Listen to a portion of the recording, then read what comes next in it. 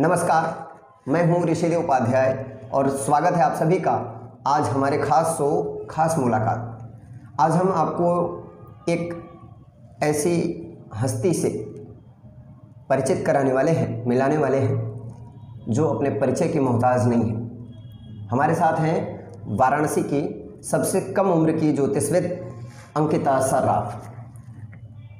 तो चलते हैं उनके पास और आपके वास्तु से रिलेटेड सारे समाधान यहाँ पर उपलब्ध होंगे। लेकिन उससे पहले एक छोटा सा रिक्वेस्ट है, जो लोग मेरे इस वीडियो को देख रहे हैं वो नीचे एक लाल बटन आ रहा होगा सब्सक्रिप्शन का, वहाँ पर जा कर के हमारे चैनल को सब्सक्राइब ज़रूर कर दीजिएगा। छोटा सा टाइम लगेगा, ज़रा सा उसको सब्सक्राइब करिएगा।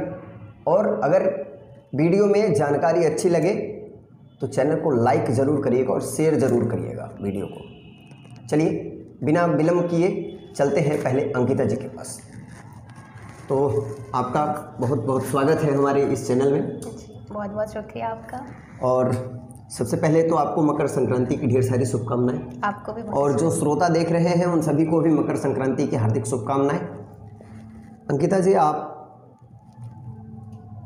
इतने कम उम्र में आपने ये ज्योतिष की पढ़ाई की और वास्तु की पढ़ाई की, इसकी शिक्षा दीक्षा आपकी कहाँ से हुई है? जी, मैंने इसकी शिक्षा बेंगलोर से ली है और उसके बाद फिर मैंने ये काम स्टार्ट किया। मुझे 3 साल हो गए ये काम करते हुए। जिस उम्र के पड़ाव में आप हैं जी, ऐसे उम्र में आजकल के जो युवा हैं वो इंजीनियरिंग, डॉक्टर और बहुत सारे कोर्सेज हैं उनको करने का काम करते हैं, और आपने वास्तु को चुना। ये मामला कुछ अटपटा सा लग रहा है। जी, मुझे बचपन से ही बहुत शौक़ था इन सब चीज़ों में कि ये दिशा कैसे होती है। बहुत पंडित लोग आते थे घर पे, बताते थे, तो उसके बाद मुझे इसमें रुचि हो गई। तो मैंने इसमें फिर पढ़ाई स्टार्ट कर दी और इस फील्ड में आ गई। अभी आप इस फील्ड में वर्क करते हैं तो आपको ऐसा कभी डर वर नहीं लगता है? जी, हमारी जो गुरु हैं उन्होंने हमें कुछ सेफ्टी चीज़ें दी हुई हैं कि अगर आप कर रही है तो आप खुद को सेफ़ रखिए, तो उसकी हम वो पूजा भी करते हैं और उसके बाद ये काम भी करते हैं। अच्छा, ये बताइए कि जैसे आप आज के समय में, आज के जनरेशन में लोग नेगेटिव ऊर्जा को नहीं मानते, आप मानती हैं क्या कि नेगेटिव ऊर्जा होती है? मैं मानती हूँ। लेकिन अगर जो पॉजिटिव ऊर्जा है तो नेगेटिव ऊर्जा भी होती है। पॉजिटिव ऊर्जा है तो नेगेटिव ऊर्जा। पहला सवाल आपसे है बिना विलंब किए, जी, क्या वास्तु शास्त्र केवल भारत में ही लागू होता है या भारत के बाहर भी लागू होता है? नहीं, वास्तुशास्त्र जो है वो देश विदेश हर लोग इसको मानते हैं, तो ये सिर्फ भारत में ही नहीं लागू होता, ये हर जगह लागू होता है। लेकिन इसकी जो निर्माण है वो भारत से ही हुई है। भारत से ही हुई। दूसरा सवाल आपसे है, बड़ा सवाल, कि वास्तु यंत्र, कुछ लोग कहते हैं कि वास्तु यंत्र घर में रखने से वास्तु दोष समाप्त हो जाता है, तो क्या ऐसा भी होता है कि वास्तु यंत्र घर में रखने से वास्तु का दोष समाप्त हो जाता है? जी हाँ, ऐसा होता है कि अगर आप वास्तु दोष यंत्र लगा रहे हैं होता है, बट वो एक विद्वान आचार्य से उसको प्रतिष्ठित करवा दीजिए तो ज़्यादा अच्छा है। उसके बाद आप करवाइए सिद्ध कर किया हुआ यंत्र। कि क्या वास्तु शास्त्र का पालन हर किसी को करना चाहिए? ये ज़रूरी है कि अनिवार्य है कि या मतलब हम नहीं मानते वास्तु को तो हमको भी वास्तु दोष प्रभाव करेगा, या हर किसी को मानना चाहिए? अक्सर लोग बहुत कठिन परिश्रम करते हैं, उनको सक्सेस नहीं मिल पाता है, तो उसमें अगर आप जिस स्थान पे रह रहे हैं वहाँ की जो नकारात्मक ऊर्जा है उसको दूर करके आप सकारात्मक ऊर्जा में कर रहे हैं तो वो ज़्यादा अच्छा है आपके लिए। जो भी वहाँ पे दिक्कतें हैं, आप घर में कलेश हो रहे हैं, आप उन सब चीज़ों से दूर हो जाएंगे अगर आप वास्तुशास्त्र, छोटे छोटे कुछ नियम होते हैं वास्तुशास्त्र में, उनको अगर आप फॉलो कर लेते हैं तो ये आपको ज़्यादा। क्या वास्तुशास्त्र का पालन कब करना चाहिए, कब से स्टार्ट करना चाहिए लोगों को? क्योंकि ये सबसे बड़ा सवाल है कि लोगों को ये भी नहीं समझ में आता है। आज के समय में, खास करके आज के लोगों के लिए ज़्यादा ये बहुत इम्पोर्टेंट हो चुका है। जहाँ देखिए वहाँ पर हर जगह वास्तुशास्त्र के हिसाब से ही सब कुछ देखा जाता है। तो ऐसे में अगर वास्तुशास्त्र का कोई पालन करना चाहिए तो वो कब से उसको, इस नियम को स्टार्ट करना चाहिए?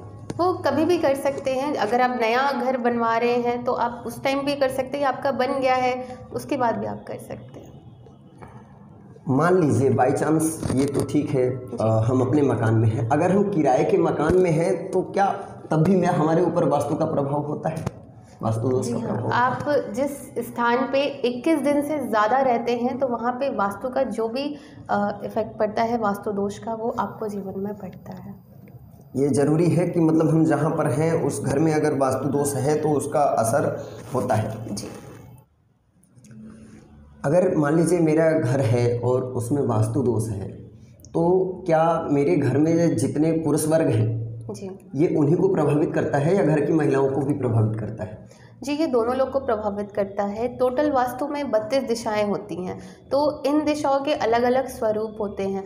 अब मान लीजिए आपका अग्नि कोण है साउथ ईस्ट का आपका अगर घर का प्रवेश द्वार है या आपने जल से संबंधित कुछ है वहाँ पे, तो वहाँ पे जो भी महिलाएं रहती हैं उनकी तबीयत हमेशा ख़राब रहती है।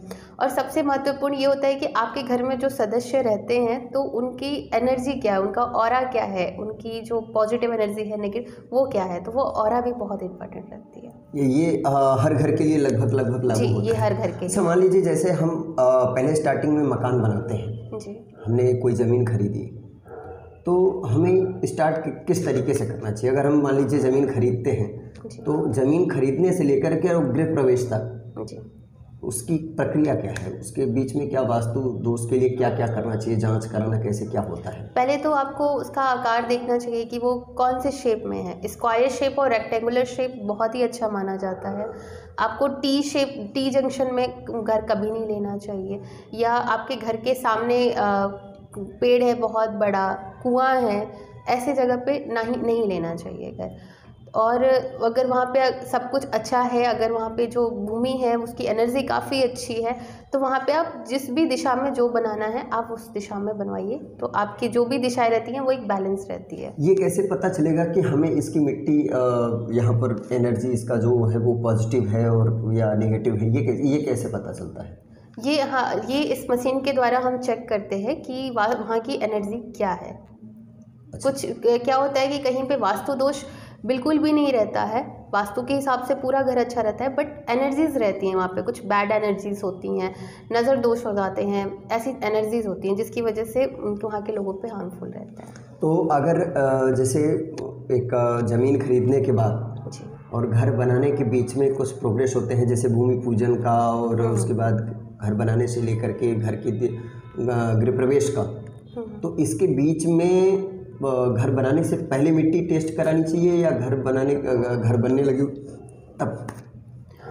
अगर आप बनवा रहे हैं तो पहले करवाएंगे तो ज़्यादा अच्छा है। और अगर मोस्टली लोग आजकल फ्लैट ज़्यादा लेना पसंद करते हैं, तो अगर फ्लैट ले रहे हैं तो फ्लैट का भी एक बार चेकअप करना। अच्छा, ये बताइए जैसे हम फ्लैट ले रहे हैं, जी। क्योंकि सब आजकल का जो ज़्यादा प्रचलन है वो फ्लैट में जी, लोगों फ्लैट में पे ज़्यादा इंटरेस्ट लोगों का ज़्यादा है, क्योंकि वहाँ बना बनाया मिल जाता है सब कुछ। तो उसमें अगर वास्तु दोष होता है तो ये कैसे पता चलेगा कि इस घर में वास्तु दोष है? उसमें यदि आप हमेशा घर में परेशान रहेंगे, कलेश रहेगा हमेशा घर में, आप सक्सेस नहीं हो जाएंगे, आप हमेशा कड़ी मेहनत करते रहेंगे बट आप हमेशा पीछे आते रहेंगे, ऐसी चीज़ें बहुत नेगेटिव चीज़ें आती हैं। आप पूरे मतलब जब भी घर में आएंगे तो आप नेगेटिव वाइब्स आएगा आपको, तो ऐसे में समझ चाहिए आपके घर में है वास्तु दोष। आपने बहुत अच्छी बातें बताई। वास्तु के अनुसार प्लाट के चारों कोनों को क्या कवर करना ज़रूरी होता है? जी नहीं, जो 4 कोण होते हैं उनको छोड़ के ही बनाना चाहिए, लेकिन साउथ वेस्ट को आप कवर कर सकते हैं।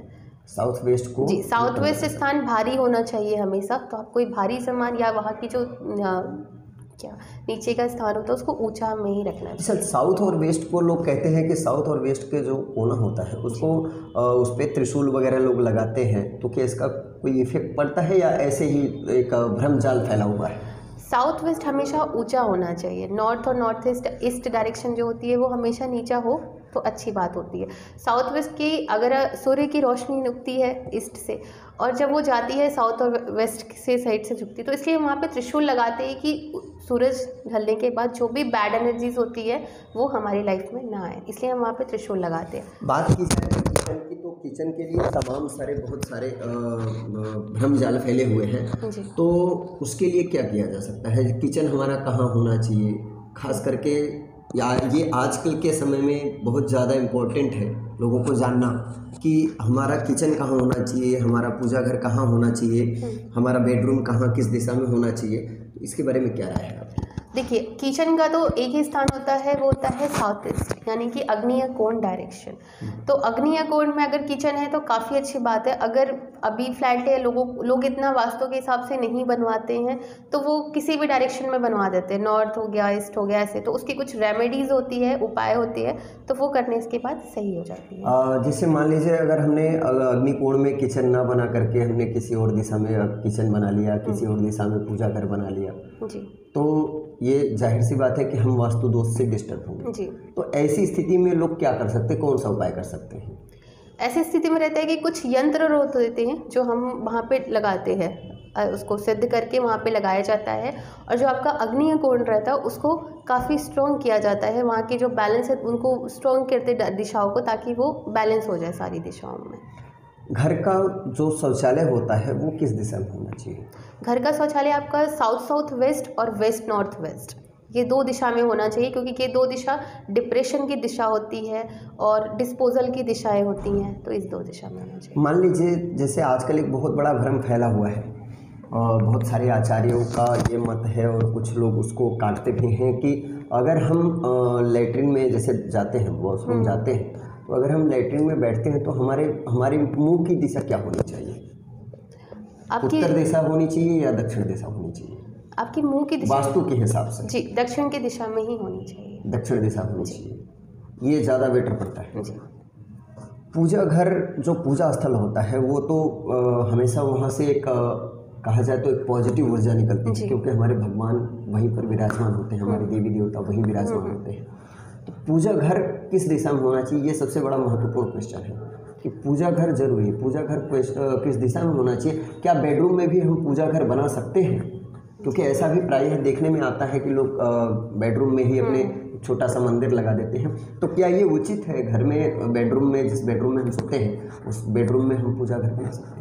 पूजा का एक ही स्थान होता है वास्तु में कि आप उनकी नॉर्थ ईस्ट डायरेक्शन में रखिए, क्योंकि जब वास्तु पुरुष को आप देखेंगे कि जो नॉर्थ ईस्ट डायरेक्शन होता है, ईशान कोण, वहाँ पे वास्तु पुरुष का सर आता है, तो वहाँ पर ही रखना चाहिए पूजा स्थान।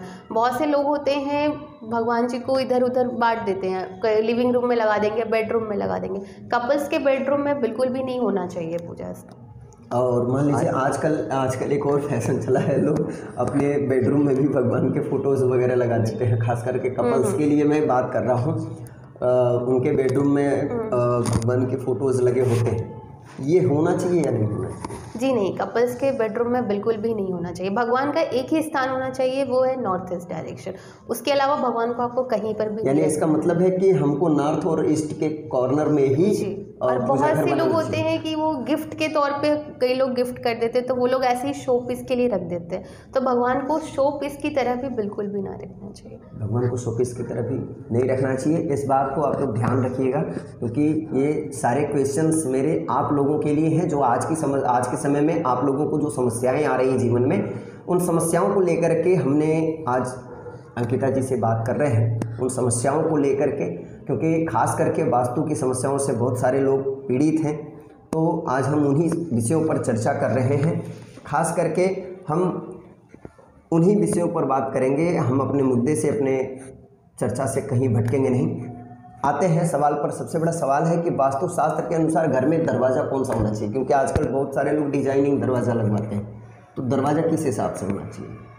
घर में दरवाज़ा सम संख्या में ही रखिए तो ज़्यादा अच्छा होता है। सम संख्या में दरवाज़ा होना चाहिए, ये ध्यान रखिएगा आप लोग। इसके बाद मेरा सवाल है कि अगर मुझे वास्तु के अनुरूप घर बनाना है तो मुझे बड़ा प्लॉट खरीदने की ज़रूरत है या नहीं? बड़ा छोटा प्लॉट से कोई मतलब नहीं रहता है, ये डिपेंड करता है कि आपने आकार कौन सा लिया है। ये 2 स्क्वायर शेप या रेक्टेंगुलर शेप, जिसको आप वर्ग आकार और वर्गाकार भी ले। अगर वास्तु दोष है और हम उपाय करते हैं तो क्या वो वास्तु दोष के प्रभावों को खत्म करता है? वो उपाय, कोई भी उपाय हो, तो उसको अगर हम उपाय करते हैं तो क्या उससे लाभ मिलता है? जी हाँ, जो भी वास्तु दोष अगर आपको बहुत ज़्यादा दुष्प्रभाव दे रहे हैं, तो उसके जो भी उपाय रहेंगे, अगर आपको पता है कि आपको क्या क्या करना है, आप उसके अकॉर्डिंग कर रहे हैं, तो ये आपको बहुत अच्छा लाभ देंगे। कुछ लोग ऐसा भी कहते हैं, कुछ लोगों का ऐसा भी मानना होता है कि वो इन सब चीज़ों में बहुत कम विश्वास करते हैं। तो वो कहते हैं कि हम तो भगवान की पूजा, बहुत सारी पूजा कर रहे हैं हमारा गुरुजी, और हमको तमाम तरीके की बातें होती हैं, तो हमें वास्तु दोष तो नहीं होना चाहिए। तो जो घर में पूजा चल रही है, हमारे नित्य प्रति जो हमारी पूजा है जो चलती है घर में, तो क्या उससे वास्तु दोष पर कोई प्रभाव पड़ता है?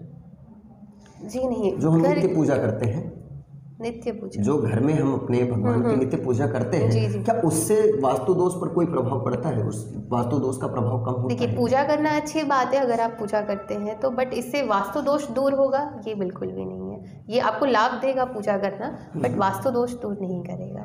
उससे वास्तु दोष दूर नहीं होता है? जी नहीं, उससे वास्तु दोष दूर नहीं होता। मुझे कैसे पता चलेगा कि मेरे घर में वास्तु दोष है? मान लीजिए ये कमरा मेरा घर है जी, और इस कमरे में वास्तु दोष है, ये मुझे कैसे पता चलेगा? आप लॉस में ज़्यादा जाते रहेंगे, आप डिप्रेशन में ज़्यादा रहेंगे, फैमिली में कलेश बहुत ज़्यादा होगी और आपस में नहीं बनेगी। कपल्स रहते हैं, हस्बैंड वाइफ, आपस में नहीं बनती है, शादी में रुकावटें आती है जो लड़कियां रहती हैं, संतान में रुकावटें आती हैं और भी बहुत सारे हेल्थ इश्यूज़, मतलब हमेशा बीमार पड़ी रहेंगी। घर की जो औरतें होती हैं हमेशा बीमार पड़ती रहेंगी, पैसे खर्च होते रहते हैं, तो ये सब चीज़ें संकेत होती है। एक बहुत बड़ा सवाल मेरे दिमाग में आ रहा है और मुझे लग रहा है कि दर्शकों को भी इस बारे में जानना चाहिए। आजकल एक बहुत बड़ा भ्रम फैला हुआ है समाज में कि दक्षिण की दिशा, उत्तरमुखी घर और पूर्वमुखी घर ही अच्छे होते हैं। ये बहुत बड़ा क्वेश्चन है, बहुत बड़ा समाज के लिए गलतफहमी समाज में फैली हुई है कि केवल घर उत्तरमुखी और पूर्वमुखी ही अच्छे होते हैं। क्या ऐसा भी है? देखिए, ये एक गलतफहमी ही है। वास्तु ने कभी नहीं बोला है कि ये दिशा गलत है, ये दिशा अच्छी होती है। सबका अपना अलग अलग स्वरूप होता है, अपने अपने परिणाम होते हैं, तो इसलिए हर दिशा अलग होती है। सब 32 दिशाओं में देखना पड़ता है कि कौन सी दिशा में है। मैंने सुना है कि वास्तु शास्त्र के अनुसार पूर्व और उत्तरमुखी घर ही अच्छे होते हैं, ये सच है या गलत है? जी नहीं, ये गलत है। ये गलत बात है। प्लॉट का सबसे अच्छा आकार क्या है जिसे खरीदते समय हम हर किसी को ये ध्यान में रखना चाहिए? एक आकार होता है ना, कि जैसे कि वास्तु के हिसाब से एक आकार होता होगा जी, तो वो कौन सा आकार है ऐसा कि जिसमें वास्तु दोष खरीदते समय हमको अच्छा हो? ये आपका है स्क्वायर शेप और रेक्टेंगुलर शेप, आयकर और वर्गाकार। अच्छा, आयताकार और वर्गाकार में प्लॉट हो तो वो हमारे लिए ज़्यादा बेस्ट होता है। कुछ शेप होते हैं जैसे एल शेप हो गया, टी शेप हो गया, ऐसे घर नहीं लेना चाहिए। या वास्तु के हिसाब से कुछ कट हो जाता है, जैसे कि आपका घर है पूरब दिशा कट हो गया, तो उसमें हम कहते हैं कि वास्तु पुरुष के आधे पार्ट कट हो चुके हैं, तो इसलिए अब लोगों के पास ऑप्शन नहीं रहते। जैसे मोस्टली फ्लैट में ऐसी चीज़ें वो देखने को मिलती है, तो उसकी कुछ रेमेडीज़ होती है, उपाय करने से सही हो जाते हैं। ये बताइए कि जैसे कहा जाता है कि गौमुखी और बाघमुखी, जी, ये आजकल बहुत ज़्यादा प्रचलित है। आजकल लोग प्लाट खरीदने जाते हैं, मैंने ऐसा देखा है, प्रायः देखा है लोगों को कि बाघमुखी और गौमुखी, ये इन दोनों में क्या अंतर है और इनका क्या प्रभाव होता है वास्तु पर? देखिए, गायमुखी जो होती है वो काफ़ी अच्छी मानी जाती है कि अगर आप गायमुखी घर में रहते हैं तो आप बहुत, मतलब वहाँ की ऊर्जा काफ़ी अच्छी होती है, आप सक्सेस काफ़ी अच्छे होते हैं। बाघमुखी में ये होता है कि आप हमेशा लॉस में होते रहते हैं, क्योंकि उनका जो मुंह रहता है वो स्टार्टिंग में ही बड़ा रहता है, तो उसमें रहता है कि आप हमेशा लॉस होता रहेगा आपको। क्या वास्तु शास्त्र भी ज्योतिष से ही संबंधित है? ये उसी का एक पार्ट है या इसे अलग से तैयार किया गया है? जी हाँ, वास्तुशास्त्र है, बट पूरी तरीके से 100% नहीं है। जैसे कि अगर आप किसी अच्छे घर में रह रहे हैं जहाँ पे वास्तु बहुत अच्छा है, कुछ भी गलत जगह पे नहीं रखा हुआ है, तो आप वहाँ पे रहते हैं, बट आपकी कुंडली के हिसाब से आपके ग्रह नहीं अच्छे चल रहे हैं, तो वो इफ़ेक्ट अलग करता है। और अगर आप खराब वास्तु में रह रहे हैं और आपका भाग्य अच्छा चल रहा है, तो आप भाग्य के अकॉर्डिंग तो अच्छे चलेंगे, बट आपको वो लाभ नहीं मिलेगा जो मिलना चाहिए, तो वास्तु दोष वहाँ पे इफ़ेक्ट करता है आपको। पहले आपने देखा होगा या किताबों में पढ़ा भी होगा, गांव में अभी भी कुछ गांव में ऐसे जगह पे घर होते हैं, पुराने घर, जिसमें दहलीज बनी होती है। जी जी। और श्रीमद् भागवत की बात करें तो श्रीमद् भागवत में भगवान नरसिंह का अवतार लेते हैं और हिरण्यकश्यप का वध करते हैं, तो दहलीज पर ही बैठ करके करते हैं। तो घर में दहलीज की क्या भूमिका है? क्या हमें घर में अपने दरवाजे पर दहलीज बनानी चाहिए या नहीं बनानी चाहिए? क्योंकि आज के समय में, आज के परिवेश की बात करें तो मुझे नहीं लग रहा कि किसी घर में दहलीज होगी। हाँ, ये बहुत कम देखने को मिलेगा, या बात कर ले तो 5% ही देखने को मिलेगा। 100 में 5% लोगों के घर में ही दहलीज मिलेगी। तो क्या दहलीज आवश्यक होती है हमारे घर, हमारे लिए? जी हाँ, दहलीज बहुत ही आवश्यक होती है हमारे घर में। इसे कहा जाता है कि जो बुरी ऊर्जाएं होती हैं वो हमारे घर में प्रवेश नहीं करती हैं। पहले क्या होता था कि दहलीज पर महिलाएं, जो घर की माताएं होती थीं, वो दिया वगैरह जलाती थीं। जी। लेकिन आज धीरे धीरे हम अपनी संस्कृति से दूर होते गए और घर के दरवाजे से दहलीज ख़त्म होता चला गया। तो वो दिया किस लिए जलाया जाता था? उसका क्या मतलब, किस लिए वो जलाया जाता था? उसका क्या प्रभाव होता था?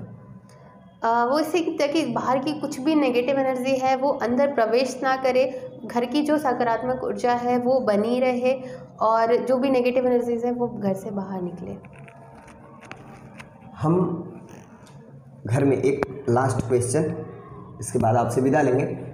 और आपने बहुत समय दिया हमारे लिए और हमारे दर्शकों के लिए। एक चलते चलते एक अहम क्वेश्चन आपसे करेंगे कि आज ज़्यादातर प्रायः लोग परेशान होते हैं। जी। मान लीजिए वास्तु दोष भी घर में नहीं है, जी। हमारी कुंडली भी ठीक ठाक है, जी। और घर की जो महिलाएं हैं, घर की जो गृहिणी हैं परिवार में, क्योंकि उन्हें लक्ष्मी कहा जाता है, घर की लक्ष्मी कहा जाता है, तो उनके लिए आप अपनी तरफ से क्या सुझाव, क्या राय देना चाहेंगे कि किस तरीके से उनको घर में रहना चाहिए, घर में क्या करना चाहिए, किस तरीके से? इसके लिए कुछ देखिए, सबसे पहले तो ये है कि आप डेली पूजा करिए, पूजा पाठ ज़रूर करना चाहिए डेली। घर में जो भी गंदगी है उसको नहीं रखना चाहिए, झाड़ू हमेशा हटा कर रखें, बाथरूम साफ़ होना चाहिए, लैट्रिन वगैरह अगर आपके यहाँ गंदा है तो उससे राहु केतु का भी इफ़ेक्ट आता है आपके घर में। तो घर में हमेशा साफ़ सफाई करके ही रखिए। झाड़ू हो गया, और ये चप्पल इधर उधर उठा के फेंक दिया जाता है तो चप्पल को भी अच्छी तरीके से रखिए, कपड़े अच्छे से रखिए। घर में अनयूज सामान जो है, जो आपको यूज़ नहीं करना है, मोबाइल, चार्जर, ऐसी चीज़ें जो हैं उसको निकाल के हटाइए घर से। जो यूज़ की चीज़ें हैं सिर्फ उसे ही रखिए। चलिए, बहुत अच्छी जानकारी आपके द्वारा हम सभी को मिली और मैं आशा करता हूँ दर्शकों के सारे क्वेश्चन, सारे प्रश्नों का उत्तर इस शो में मिल गया होगा। और अगर कोई भी व्यक्ति इस वास्तु दोष से पीड़ित है तो डिस्क्रिप्शन बॉक्स में नंबर है, आप वहाँ से अंकिता जी से संपर्क कर सकते हैं इनके द्वारा। और आपको एक ख़ास बात बता दूं, अगर कोई नेगेटिव ऊर्जा से इफ़ेक्टेड है तो वो भी आपसे संपर्क कर सकता है, क्योंकि नेगेटिव ऊर्जा से अगर आप इफ़ेक्टेड हैं तो भी आप इनसे संपर्क कर सकते हैं। उसमें आपको काफ़ी हेल्प मिलेगी और जिस तरीके से जैसे भी होगा ये आपकी पूरी मदद करेंगे उसमें। और अगर आपने अभी तक मेरे चैनल को सब्सक्राइब नहीं किया है तो प्लीज़ नीचे जाकर के रेड बटन पर क्लिक करके चैनल को सब्सक्राइब करिए। वीडियो अच्छी लगे, जानकारी अच्छी लगे तो उसे शेयर करिए और वीडियो को लाइक करना ना भूलें और कमेंट करके ज़रूर बताइए ताकि हम और अच्छी वीडियोज़, ऐसे और अच्छे वीडियोज़ आपको ला करके आपके प्रश्नों का उत्तर दे सकें। नमस्कार।